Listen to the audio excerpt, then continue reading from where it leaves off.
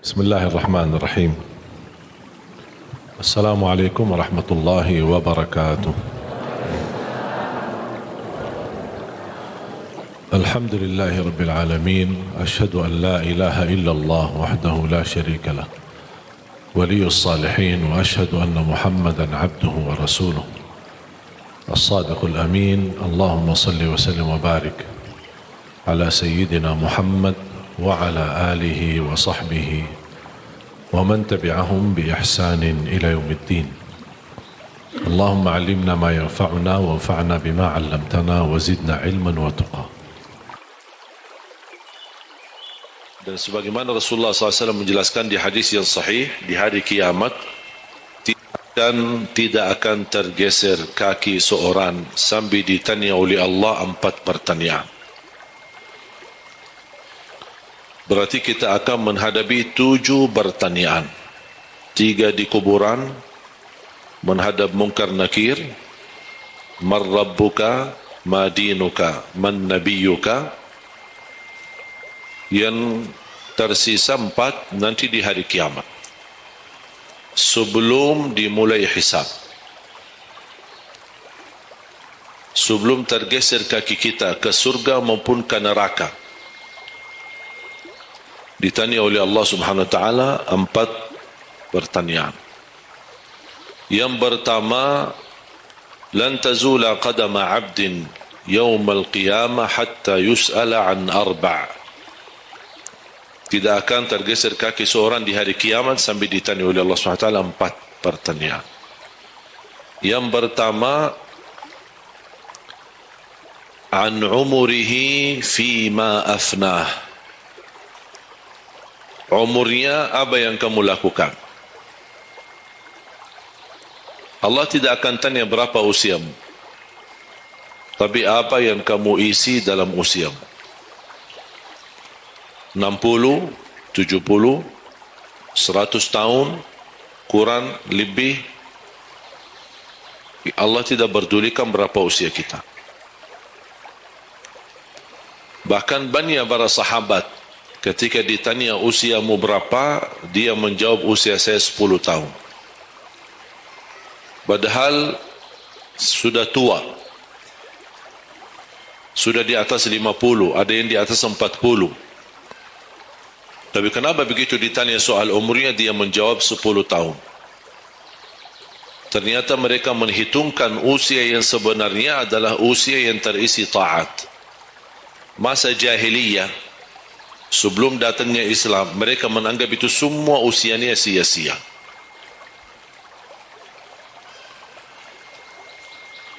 Berarti kalau ada orang muslim tidak salat sama sekali sampai usia 50 tahun, semua usianya sia-sia. Karena tidak ada ibadah satupun yang diterima kalau tidak pernah salat. Biarpun dia haji setiap tahun, puasa setiap Ramadan, dia bersedekah berinfak setiap hari, tapi tidak pernah salat 5 waktu sama sekali, sia-sia amalan. Karena pertama yang akan dihisab oleh Allah salatnya. Kalau salat itu beres, baru akan ditanya yang lain. Kalau salatnya tidak ada, Allah tidak perlu bertanya yang lain. Makanya saya selalu berkata, khususnya para pemuda-pemudi, seberapapun dosamu, jangan tinggalkan salat. Sebesar apapun dosamu, jangan tinggalkan salat. Karena salat itu ibadah yang langsung menyambungkan kita sama Allah. Tali hubungan kita sama Allah. Kalau tali hubungan kita sama Allah terputus, tidak ada tali yang bisa sambung lagi. Dan selama anda menjaga salat, berarti masih ada harapan masuk dalam golongan yang akan diampuni Allah. Ada ampunan, ada harapan ampunan. Tapi kalau tidak salat, terus bagaimana Allah ampuni kalau tidak mau bertaubat? Banyak orang berkata, saya malu. Atau dia merasa ada bisikan di hatinya.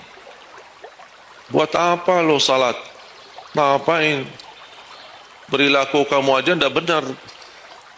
Sama orang tua aja dah benar. Dosamu dah pernah henti-henti. Bercuma salat, dah usah. Itu ingat bisikan syaitan. Karena syaitan ingin semuanya sekali-kali rusak. Kalau berbakti baik belum sempurna, masih banyak dosa maksiat, banyak kerusakan yang lain, tapi masih terjaga salatnya, ada harapan diampuni dosanya. Jangan sampai syaitan berhasil menggoda kita sekalian tidak salat. Oh, sudah hancur, sudah rusak yang lain, ditambah lagi parah, tinggalkan salat. Atau ada orang taubat, selama dia tidak salat, lancar, beres, aman, tidak ada apa-apa. Begitu dia taubat, dia merasa sedih, menyesal, dia mulai menjaga salatnya. Hilang motornya, kehilangan kerjaannya, diuji sama Allah SWT dalam rumah tangganya. Setan datang, coba, kamu ada dulu biasa-biasa aja, tidak pernah ada ujian. Begitu anda mulai salat, ada ujian. Ngapain? Udah berhenti aja salat, nanti kembali beres. Berhenti salat. Pas begitu dia keluar masih kehilangan motor. Ya Allah, gimana? Saya selama ini dah pernah salat, dah pernah hilang motor. Begitu saya mulai salat, malah hilang motor saya. Datangnya setan di situ. Coba kalau kamu tak salat, tak bakal hilang motornya. Akhirnya dia merasa nyesal, dia berhenti. Berarti niatnya bukan taubat. Niatnya salat, ya Allah mohon aku salat tapi Allah jaga motor aku ya. Itu niatnya. Bukan salat karena Allah, tapi salatnya karena terjaga motornya. Itu beda niat. Berarti ketika kita berlaku ibadah, melakukan sesuatu ibadah, tapi ada ujian yang masuk, jangan anda salahkan ibadahnya, tapi salahkan niatmu. Ada apa dalam niatmu? Pasti ada salah niat.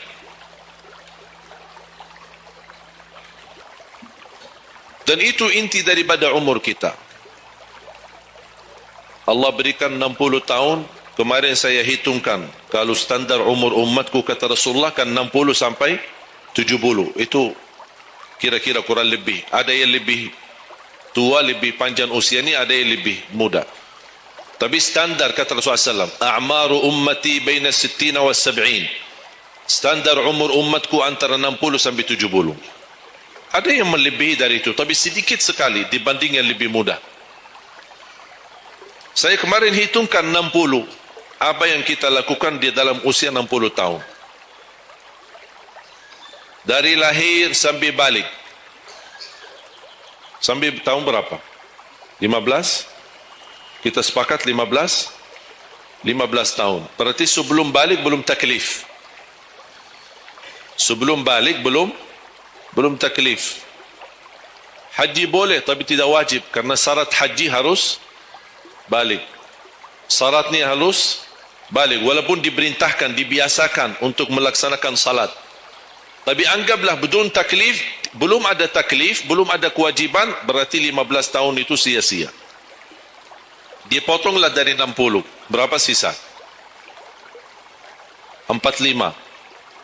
Tidur sehari berapa jam? 8. Boleh kita sepakati angka 8? Ya, kita bicara standar. Katanya menurut kesehatan, tidur yang normal dan pas dan cukup adalah 8 jam. Anggaplah 8 jam tidur. Ada yang tidur 12 jam. Ada yang tidur bangun, salat tidur bangun, salat tidur bangun. Kalau hari libur, dia tidur, tak capek tidurnya. Begitu bangun, ya Allah begal badan saya, tidur lagi.